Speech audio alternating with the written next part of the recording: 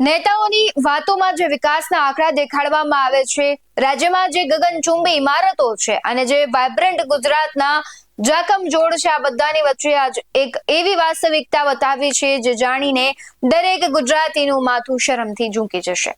આપણે વાતો અનેક વખત કરીએ છીએ વિકસિત ગુજરાત 2047ના મોડલની, પણ શું તમને ખબર છે કે રાજ્ય ઉદ્યોગોમાં નંબર 1 છે તે પોતાના બાળકોને પૂરતું ભોજન આપવામાં દેશના છેલ્લાથી બીજા નંબરે આવ્યું છે। નમસ્કાર, ગુજરાત BS9 ટીવી ન્યૂઝમાં આપની સાથે હું ભગવતી વિશાવડિયા। આ કોઈ અમે આક્ષેપ નથી કરી રહ્યા, પણ નીતિ આયોગનો સત્તાવાર રિપોર્ટ છે। આર્થિક રીતે સમૃદ્ધ ગણાતા ગુજરાતમાં દર 10માંથી 4 બાળકો કુપોષિત છે। કરોડોનું બજેટ ક્યાં જાય છે? આવા અનેક સવાલો થાય છે, કારણ કે યોજનાઓ કાગળ પર હોય ત્યારે આવી ઘટનાઓ બને, ત્યારે આવી પરિસ્થિતિનું નિર્માણ થાય। આજે આપણે આંકડાની માયાજાળ નહીં, પણ ભૂખ્યા પેટની વાસ્તવિકતા વિશે વાત કરવી છે। સરકારની અનેક યોજનાઓ છે, આંગણવાડીમાં જે બાળકોને પૌષ્ટિક આહાર આપવામાં આવે છે એમાં પણ ભ્રષ્ટાચાર થાય છે। હમણાં જ રાજકોટની જ તાજેતરની ઘટના હતી કે જે બાળકોને ભોજન આપવામાં આવે છે એ જ ભારતીય જનતા પાર્ટીના નેતા છે તે સગે વગે કરતા હોય તેવા દ્રશ્યો સામે આવ્યા હતા। એટલે કે જે બાળકના મોઢામાં જે કોળિયો જવો જોઈએ એ નથી પહોંચી શકતો અને એના ક્યાંક બારોબાર કારોબાર થઈ જાય છે, અને પછી આખરે પ્રશ્નાર્થ ત્યાં જ આવે છે કે જે ગુજરાત છે, વિકાસ મોડેલની વાત કરવામાં આવે છે, પરંતુ ગુજરાતનું બાળક છે, ભાવિ છે, તે ક્યાંક એક ટુકડા માટે સંઘર્ષ કરી રહ્યું છે। નીતિ આયોગના લેટેસ્ટ જે આંકડા આવ્યા છે એની વાત કરીએ તો ઇન્ડિયા ઇન્ડેક્સ મુજબ ભૂખમરો ડામવાના મામલે ગુજરાત દેશના રાજ્યમાં છેલ્લેથી બીજા ક્રમે ફેંકાયું છે। વર્ષ 2023-24ની પહેલા વાત કરીએ તો ઝીરો હંગર ઇન્ડેક્સમાં ગુજરાતનો સ્કોર 46 થી ઘટીને 41 થઈ ગયો હતો। શરમજનક વાત તો એ છે કે જેમને આપણે પછાત ગણીએ છીએ તેવા બિહાર અને ઝારખંડ જેવા રાજ્યો પણ પોષણ સુધારવામાં ગુજરાત કરતા આગળ નીકળી ગયા છે। ખાસ કરીને આદિવાસી પટ્ટામાં ભયાનક વાસ્તવિકતા છે। આંકડાની ભયાનકતા એટલી છે કે કદાચ તમને સાંભળીને પણ એમ થશે કે સૌથી વધારે જ્યાં ગ્રાન્ટ આપવામાં આવે છે એ વિસ્તાર કેમ આટલો પાછળ રહી જાય છે। ડિસેમ્બર 2025ના તાજેતરના અહેવાલમાં ગુજરાતમાં 3.21 લાખથી વધુ આદિવાસી બાળકો છે તે ગંભીર કુપોષણનો શિકાર બન્યા છે। દાહોદ, પંચમહાલ અને નર્મદા આ 3 જિલ્લાઓમાં સ્થિતિ સૌથી વધુ ચિંતાજનક છે। ગ્રામીણ ગુજરાતમાં 44.45% વસ્તી પોષણથી વંચિત છે। શું આજ ગુજરાતનું જે સંતુલિત વિકાસ છે તે છે?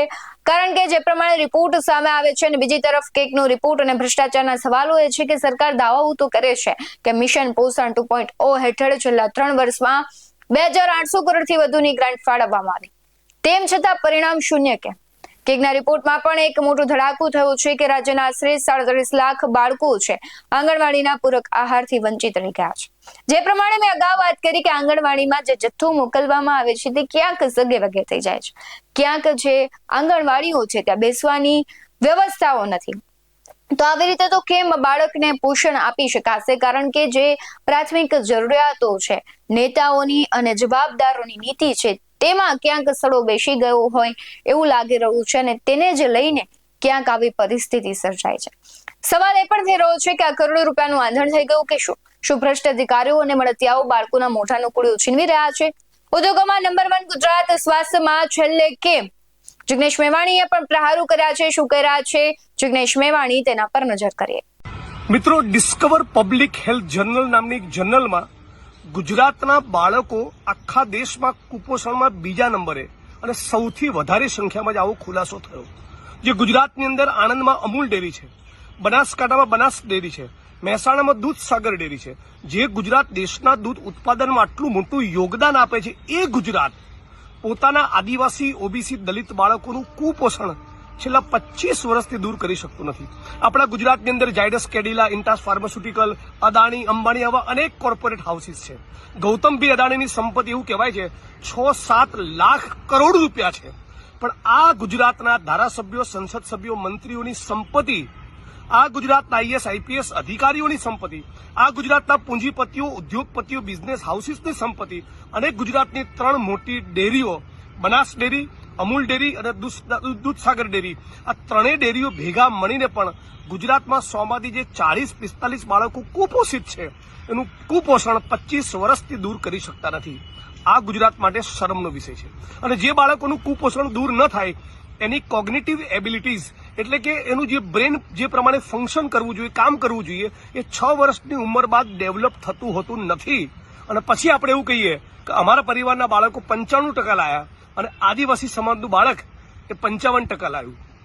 આ સ્પર્ધા એ ખોટી છે. કુપોષણનો મતલબ એમ કે આપણા પરિવારના બાળકોએ પરીક્ષાની અંદર જઈને ગોવાનો સ્પેલિંગ લખવાનો અને આદિવાસી ઓબીસી દલિત સમાજના કુપોષિત બાળકોએ ચેકોસ્લોવાકિયાનો સ્પેલિંગ લખવાનો.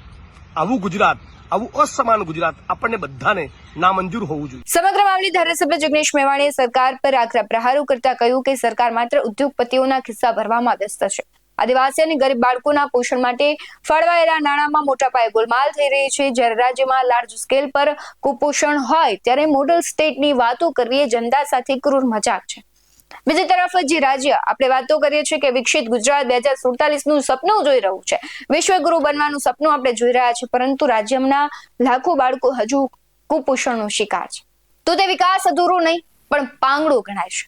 આ માત્ર આંકડા નથી પણ એક આખી પેઢીના ભવિષ્યનો સવાલ છે.